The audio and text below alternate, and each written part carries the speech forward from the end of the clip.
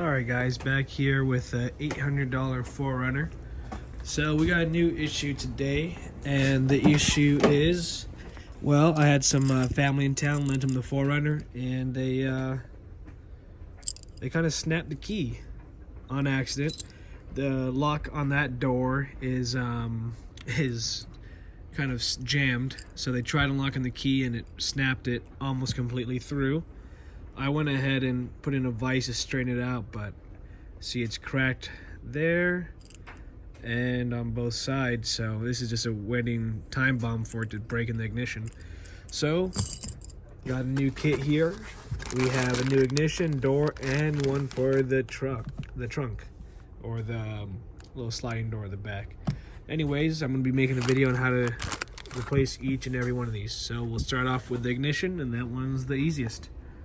Alright, so this set is straight from AmazonChinese.com. Alright, the set was 40 bucks. The Toyota OEM one has been discontinued and it's hard to find the parts. I'll put the part number down, but I could get a set shipped from Japan for about 240 bucks. So I decided to opt with the cheaper, being that this is more of a budget-friendly car, and see if these work. I'll let you know by the end if I think you should buy the OEM or the OE parts, or if you should stick with whatever Chinese brand this is. Also would like to mention this is a 91 4Runner. This would be the same for the Hiluxes and the pickups. It's the same exact process. Alright, so now we're in the vehicle. The way the ignition works is it's sitting inside, and this little button is what you're going to have to press to go ahead and release it from its spot. You push that button down and the cylinder will come out. Now to get to it, we have to pop off this little cover here. Okay, you're just going to want to work your way in between it in order to pop it off. Okay, mine just has these little tabs here, and as you can tell, it's already been off before, so it came out easier.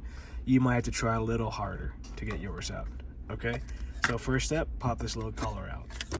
Alright, now we're also going to have to remove this little kick panel, so we're going to have to remove every screw and every hole you see. This one's already been apart by someone before me, and as you can see, I'm missing a screw there. But don't mind that, just take out any screws that are keeping yours afloat.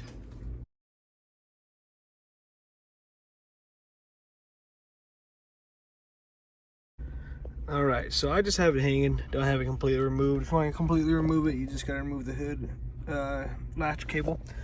So what we're gonna have to do is we're gonna insert the old key, turn to the accessory position, and then we're gonna have to depress that little pin I was showing you.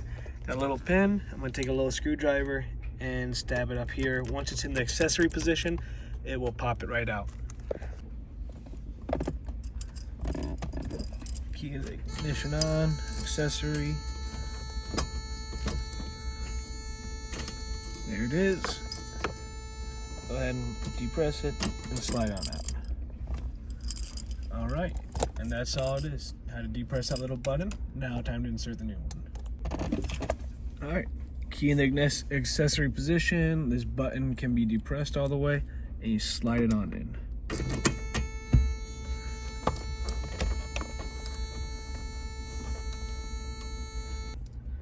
Alright, so I had to use my fingers and really press it in, but now that's pressed in, you just take your key,